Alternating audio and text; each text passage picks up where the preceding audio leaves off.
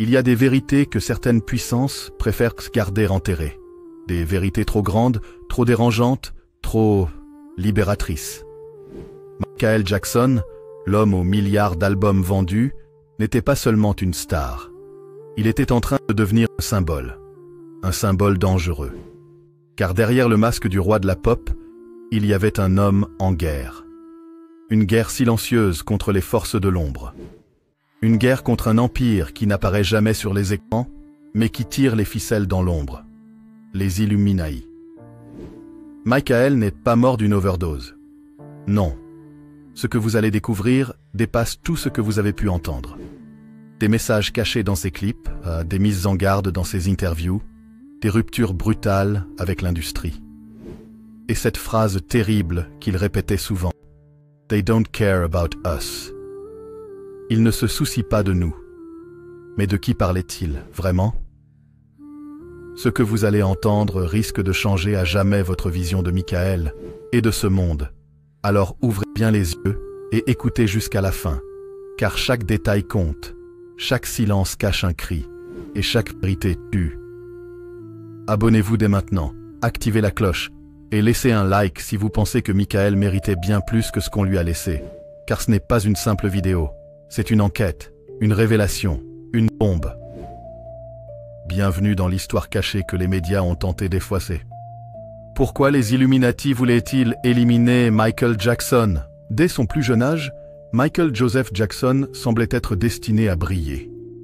Issu d'une fratrie modeste de Gary, Indiana, la voix du petit garçon de 8 ans fendait le silence avec une puissance presque irréelle. Trop jeune pour comprendre les rouages du show business, trop talentueux pour passer inaperçu. Mais ce que le monde ne savait pas, c'est que derrière la lumière crue des projecteurs, des ombres grandissaient. Très tôt, Michael fut repéré. Pas seulement par les producteurs, mais par des figures bien plus hautes dans la pyramide. Des entités qui contrôlaient non seulement la musique, mais aussi les messages, les tendances, les masses. Des initiés, en coulisses, commençaient déjà à murmurer « Ce garçon peut parler à des millions d'âmes, il peut influencer des générations. S'il n'est pas maîtrisé, il deviendra dangereux. » Dans les années 70 et 80, alors que le monde dansait sur les tubes des Jackson 5, puis sur Thriller, Beat It ou encore Billie Jean, un tout autre scénario se tramait dans les coulisses. Michael ne le savait pas encore, mais il évoluait dans un univers balisé, surveillé, contrôlé. Des témoignages internes de certains anciens producteurs, bien plus tard, parleront d'un système où les superstars n'étaient que des marionnettes d'un agenda occulte, un agenda porté par des élites regroupées sous un nom devenu mythique, les Illuminati. Ces entités ne voyaient pas la musique comme un art, mais comme une arme douce. Un vecteur de masse pour imposer des modèles de pensée, diffuser des symboles, manipuler l'opinion. L'objectif? Uniformiser les consciences. Et tout individu qui tentait de briser cette matrice devenait une menace. Michael allait vite le comprendre. À partir des années 90, Michael Jackson n'était plus le même. L'homme, fatigué, affaibli, avait compris une chose. Il ne contrôlait rien. L'industrie qu'il avait fabriquée tentait désormais de le briser. Pourquoi? Parce qu'il voulait s'en libérer. Dans ses interviews, il ne mâchait plus ses mots. L'industrie de la musique est une conspiration.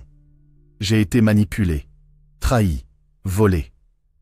Dans ses clips, il commençait à insérer des messages codés, des critiques implicites, des signes révélateurs. They don't care about us devient un cri politique. Black or White dépasse le simple appel à l'unité raciale pour toucher à la manipulation des masses. Earth Song dénonce la destruction planifiée du vivant. Mais ce qui allait précipiter sa chute, c'était bien plus subtil, bien plus risqué.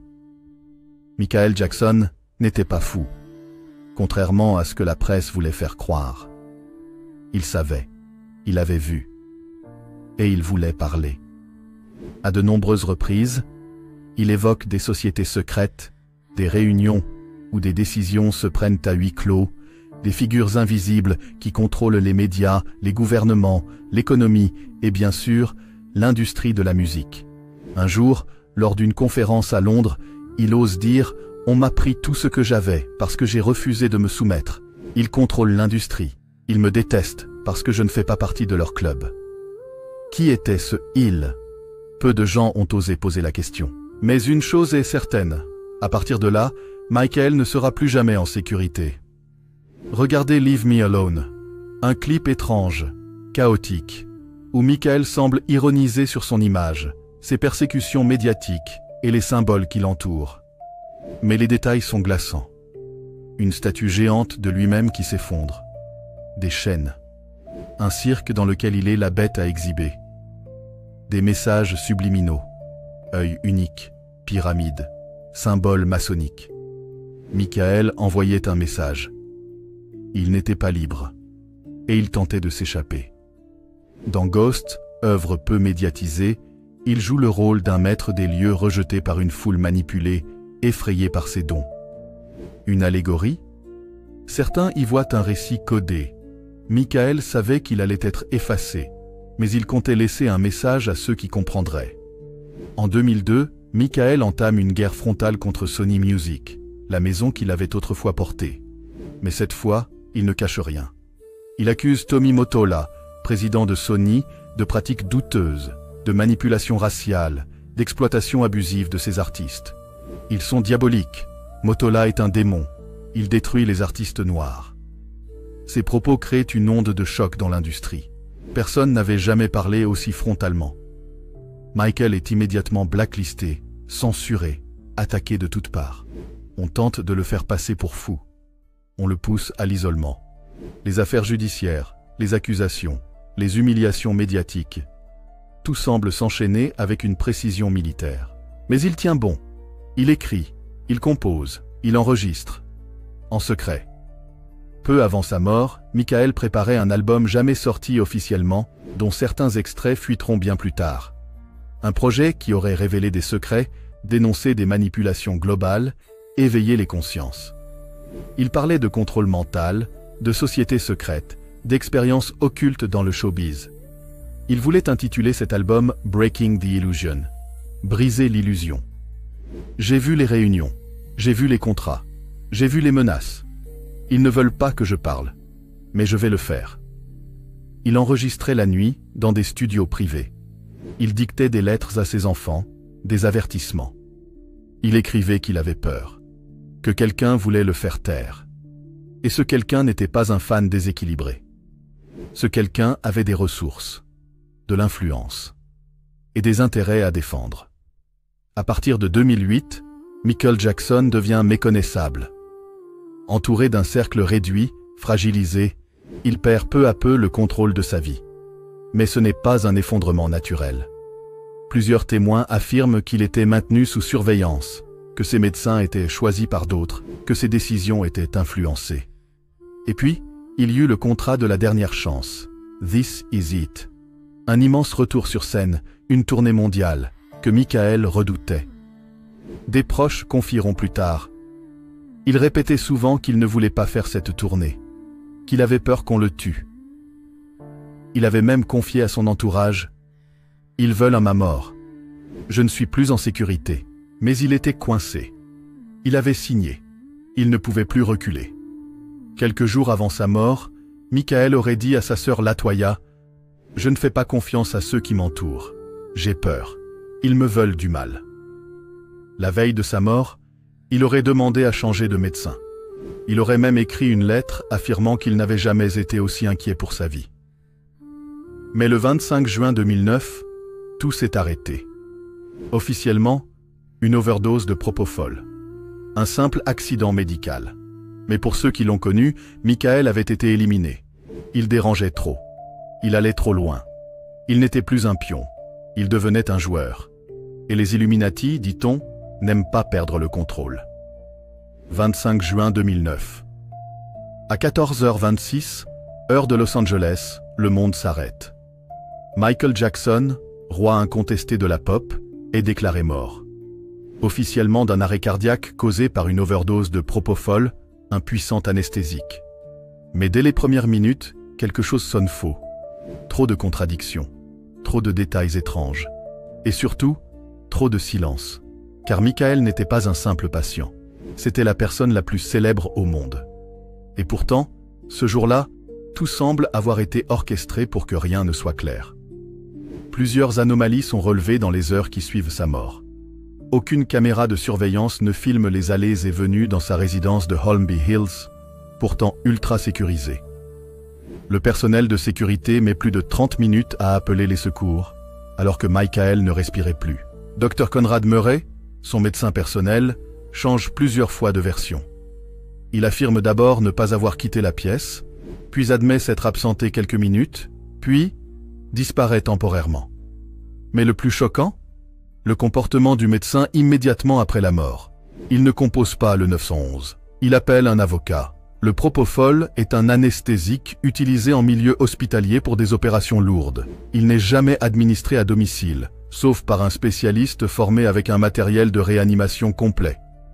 Or, dans la chambre de Michael, aucun équipement approprié n'est trouvé. Dr Murray affirme avoir administré une dose légère. Pourtant, le rapport d'autopsie est formel.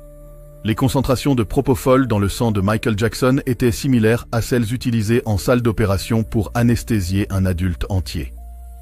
Un acte médical? Ou un assassinat déguisé en accident?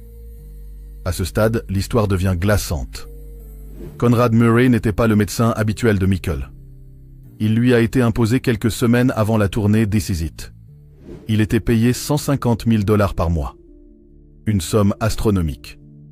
Et pas par Michael lui-même, mais par AEG Live, la société derrière la tournée. Un médecin imposé, grassement payé, non par le patient mais par une entité extérieure, et cette société, AEG, possède de nombreuses connexions dans le monde des médias, de la finance, et de certains cercles très fermés de l'élite mondiale. Mieux encore, une enquête du Los Angeles Times révélera que Murray était très endetté, risquant la faillite. Un homme fragile, facilement manipulable. Un pion parfait. Dans les mois précédant sa mort, Michael confie à plusieurs proches ses inquiétudes. Ils veulent me faire taire. Ils vont me tuer. Pas de la manière qu'on imagine. Ils vont maquiller ça en accident. Il envoie des messages manuscrits à sa sœur Latoya, à son garde du corps, et même à son avocat. Il dit « Je sens qu'on m'épie, on m'écoute. Même mes enfants sont en danger. » Il avait l'intuition qu'il ne verrait pas le début de la tournée. Et effectivement, il est mort 18 jours avant le premier concert. Le documentaire This Is It, sorti après sa mort, est présenté comme un hommage.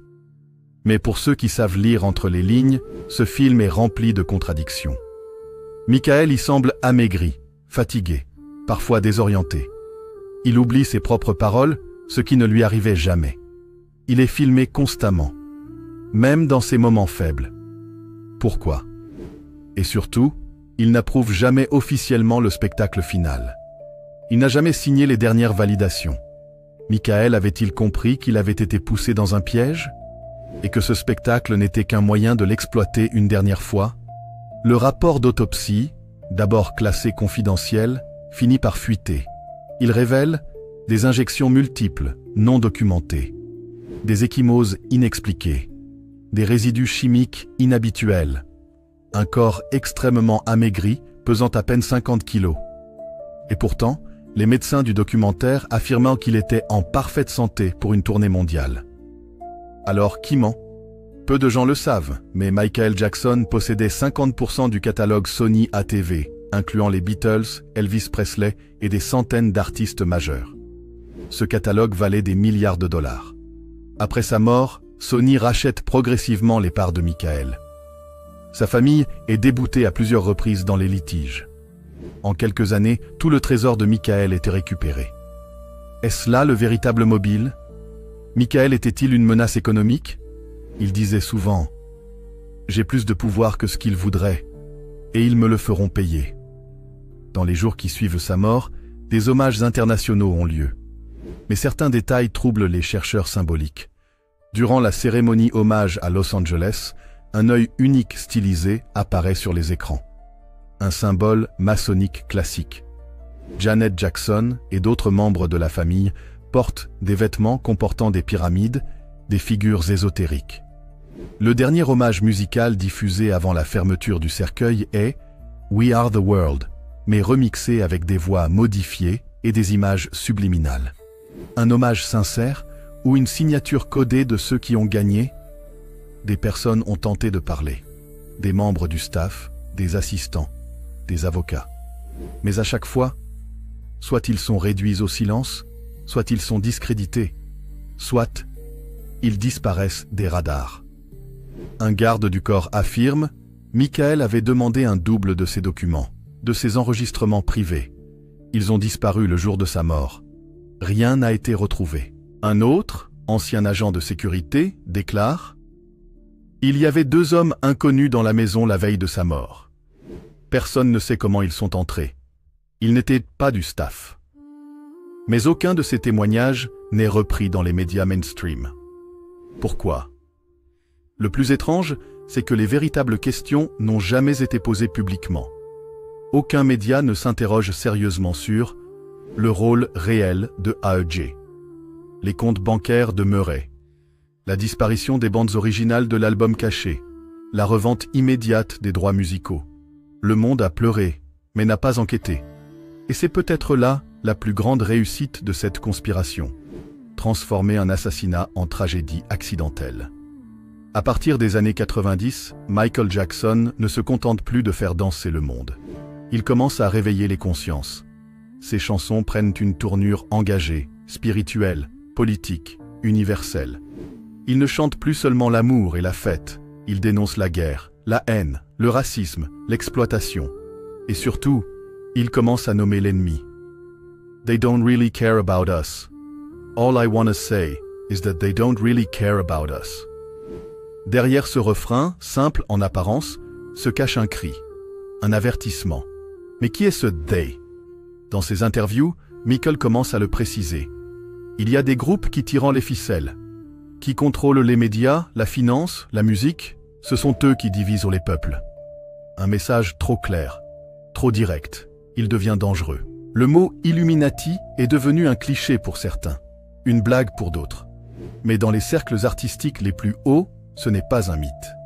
Plusieurs artistes de renommée mondiale ont parlé de sociétés secrètes, de rituels, de symboles imposés et de pactes passés pour obtenir la gloire.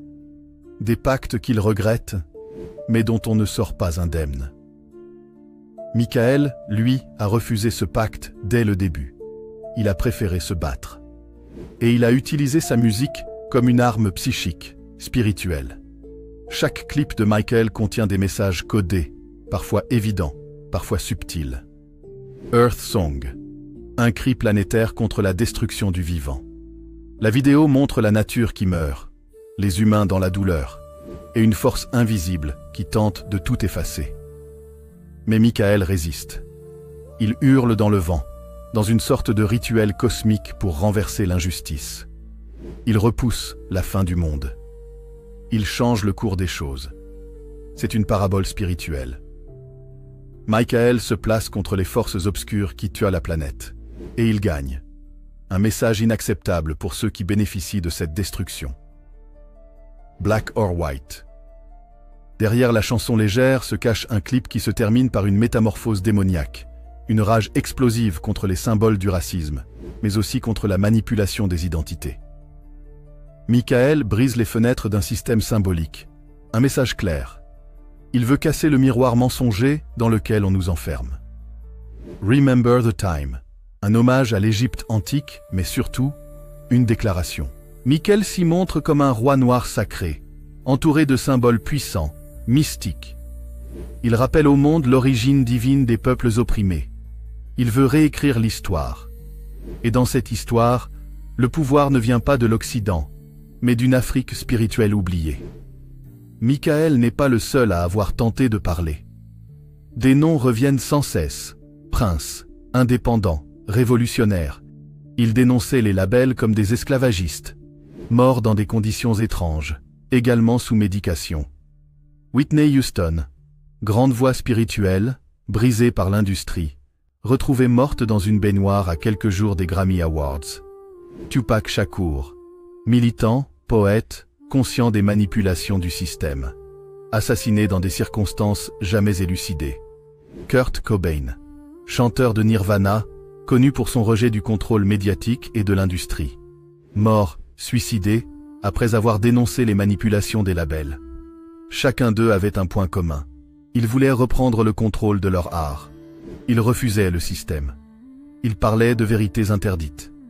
Michael était le plus puissant d'entre eux et le plus dangereux pour l'élite. Tu as sûrement remarqué que dans de nombreux clips, shows ou pochettes d'albums de stars contemporaines, les mêmes symboles reviennent. L'œil unique, symbole de surveillance et de domination spirituelle. La pyramide, structure hiérarchique du pouvoir. Le papillon monarque, référence au programme de contrôle mental MK Ultra. Les chaînes, masques, miroirs brisés, symbole de l'identité fracturée ou contrôlée. Michael, lui, les montrait pour les dénoncer. Il les utilisait non pas pour séduire l'élite, mais pour révéler son emprise. Et cela, dans l'industrie, ne se fait pas. Peu avant sa mort, Michael préparait un album secret. Titre provisoire, Breaking the Illusion. Un album qui aurait changé l'histoire de la musique. Il y évoquait la manipulation des foules par les médias, la destruction programmée de la nature, l'esclavage moderne des artistes, les sociétés secrètes et le mensonge historique.